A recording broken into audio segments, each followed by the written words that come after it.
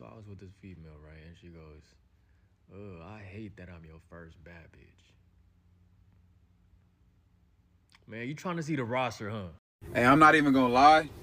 Not having no roster got me feeling real mature about self right now. Like, I don't know, I can't explain it. Cause it's like, from the surface, 10 bitches sound fun. Like, that sound exciting. It sound like a thrill, don't it? But that's young nigga shit. That was me when I was a young nigga. Did I not tell you guys about the romantic roster?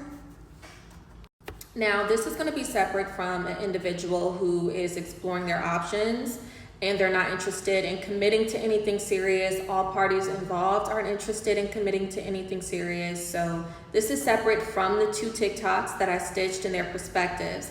Instead, I wanted to utilize those two videos as a reference point to help people understand that romantic rosters do exist. And as long as everyone is on the same page, there's nothing wrong with exploring your options. However, it's when you're dealing with someone who is orchestrating a romantic roster out of malice and out of deception that becomes dangerous. And we're gonna break that down further in this TikTok. So in this book, and I'll be sure to include the book on the screen, a little, screenshot of it.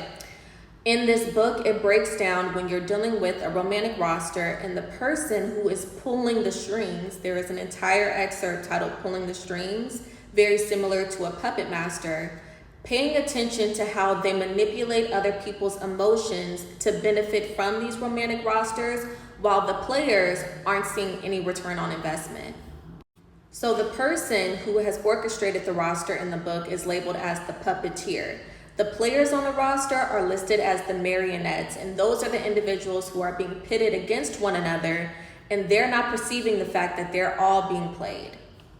So in the book, it breaks down that when you are dealing with the romantic roster, you have to perceive the fact all parties involved are viewed as mere players in the game. And each player has a respective position and purpose. And such players are listed in detail as different romantic archetypes in the book.